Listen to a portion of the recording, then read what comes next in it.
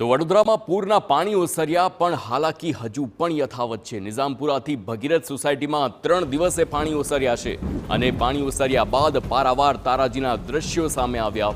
પાણીથી ઘર વખરીને થયેલું નુકસાન લોકોની આંખોમાં પણ પાણી લાવ્યું છે। ઘરમાં 3 ફૂટ સુધી પાણી ભરાતા સામાનને મોટા પાયે નુકસાન થયું છે તો સિનિયર સિટીઝનને 6 મહિના પહેલા જ બનાવડાવેલું ફર્નિચર બરબાદ થઈ ગયું છે। ઘરવખરીને નુકસાન પહોંચતા સ્થાનિકો રડી પડ્યા છે। ઘાસની યોગ્ય સફાઈના અભાવે આ સમસ્યા ઊભી થતી હોવાના પણ આક્ષેપ કરવામાં આવ્યા છે।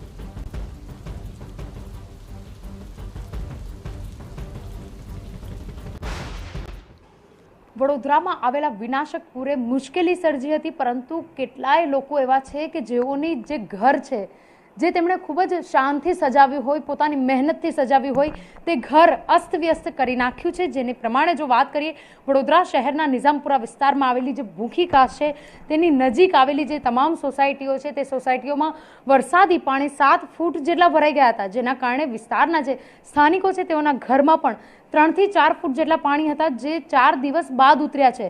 એટલે જે પ્રકારે તેઓ દ્વારા ફર્નિચર બનાવવામાં આવ્યું હોય યા તો તેમના ઘરની જે ઘર વખરી હોય, આ તમામ વસ્તુઓ ખરાબ થઈ ગઈ હોય તેવા પણ દ્રશ્યો સામે આવ્યા છે। વાત કરી રહ્યા છે નિઝામપુરા વિસ્તારમાં આવેલી ભગીરથ સોસાયટી। બળવંતરાય હાજર છે, તેમની સાથે વાત કરીશું, સ્થાનિક છે। બળવંતરાય, હા યશવંતભાઈ, આપે ખૂબ જ શોખથી આપનું ઘર સજાવ્યું હશે, જે મુશ્કેલી પડી, આપે ફર્નિચર બચાવવા માટે પથ્થર પણ મૂક્યા, તેમ છતાં બચાવી નથી શક્યા, કેટલો અફસોસ છે? ઘણો અફસોસ છે બેન। હવે આ રિટાયર્ડ લાઈફમાં આપણે આ બધું કરી જ ના શકાય। અત્યારે હું તો પેન્શન પર જીવનારા અમે છીએ, બરાબર, અને હવે આ ફરી આ બનવું શક્ય જ નથી અમારા માટે તો। બિલકુલ, જેવી રીતે આપની સાથે વાત થઈ હતી, આપને કહ્યું કે અગાઉ પણ આ પ્રકારે આપના ફર્નિચરને નુકસાન પહોંચ્યું હતું, બીજી ત્રીજી વખત નુકસાન પહોંચ્યું છે? આ ત્રીજી વાર પાણી આવ્યું છે અને ત્રીજી વાર નુકસાન થયું છે। લાગી રહ્યું છે કે આપનું જે નુકસાન છે તે ભરપાઈ કરતા આપને બહુ જ લાંબો સમય થઈ શકે છે?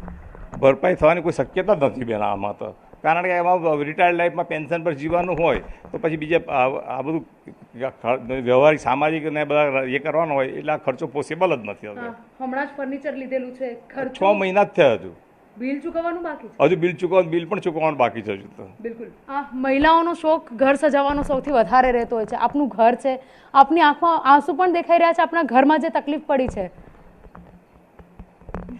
લાગી રહ્યું તમારા ઘરમાં જે મુશ્કેલી પડી છે, જો થોડું ધ્યાન આપ્યું હોત, આ દબાણો દૂર થયા હોત તો કદાચ તમારી વસ્તુઓને નુકસાન ના થયું હોત। એ તો છે જ, હવે શું કરવાનું અત્યારે? મુશ્કેલીનો સમય છે, અમે તમારી જે ભાવના છે તે સમજી રહ્યા છીએ। મહિલાઓ તરીકે આપણે ઘરને સાચવતા હોઈએ છીએ, આપણા ઘરની જ્યારે આવી પરિસ્થિતિ થાય ત્યારે અનુભવ કેવો રહ્યો? અનુભવ તો બહુ જ ખરાબ રહ્યો છે, શું કરવાનું? બિલકુલ, આપ પણ એક મહિલા છો, આપ પણ ઘર સજાવ્યું હશે આપનું, કેટલી મુશ્કેલીને કેવું લાગી રહ્યું છે? કારણ કે જે રીતે તમે શોખથી ઘર સજાવ્યું હોય, પરંતુ હવે જ્યારે પાણી ઉતરી ગયા છે, ઘરની સ્થિતિ કેવી છે? ઘરની સ્થિતિ હવે તો પાણી ઉતર્યા છે એટલે સારું છે, પણ બગડ્યું તો ખરું ને। 3 દિવસ ઘરમાં પાણી હોય એટલે બધું બગડી ગયું હોય। આમ ઉપર છે એટલે ઉપર ચડાવી દીધું હોય, પણ 2 ફૂટ જેટલી અમને આશા હતી, આ વખત 3 ફૂટ 3.5 ફૂટ ઘરમાં પાણી છે, એટલે જે બીજું બધું હોય એ તો બગડ્યું હોય। કેટલો સામાનને નુકસાન થયું છે? સામાનને થયું છે ને ખાસું બધું નુકસાન થયું છે। બિલકુલ, જે પ્રકારના સોસાયટીમાં પાણી ભરાયા હતા તેને જોઈને લાગી રહ્યું છે કે હવે જે દબાણો ભૂખી કાસ ઉપર થયા છે તે દૂર કરે તો કદાચ આવતા ચોમાસામાં આ પ્રકારની પરિસ્થિતિ ઊભી ના થાય।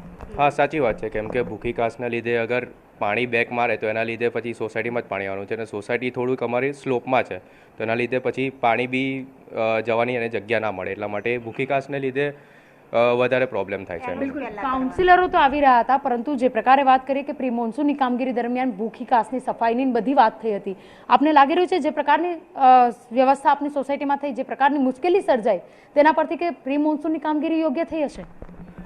આઈ થિંક મને એવું નથી લાગતું કે થયું હશે, કેમ કે અગર એવું થયું હોત તો આટલું બધું પાણી બી ના આવ્યું હોત, કેમ કે 3-3.5 ફૂટ ઘરની અંદર છે અને સોસાયટીમાં તો એનાથી બી વધારે હોય, તો મે બી એમને વધારે થોડુંક આગળ સાચવવું, મતલબ પ્રોબ્લેમ આવ્યો હોય તો એ માટે થોડુંક વધારે પ્રિકોશન લેવી પડે એમ। બિલકુલ, જે રીતે વાત કરીએ, મહિલાઓ પોતાના ઘરને ખૂબ જ શાનથી સજાવતા હોય છે। નિઝામપુરાની આ એક સોસાયટી નહીં, આ એક પરિવાર નહીં, અનેક પરિવારો એવા છે કે જેમણે પોતાની જે મધ્યમ વર્ગના કહી શકાય, મધ્યમ વર્ગના પરિવારને પણ જો પોતાનું ઘર વસાવવું હોય તો 10 વખત વિચાર કરવો પડતો હોય છે, જ્યારે 2 થી 3 વખત આ પ્રકારે વરસાદમાં જો પોતાનો સામાન ગુમાવ્યો છે ત્યારે તેઓને એટલી મુશ્કેલી થઈ રહી છે કે ફરી સામાન લેવો કે કેમ એ પણ એક મોટો સવાલ છે.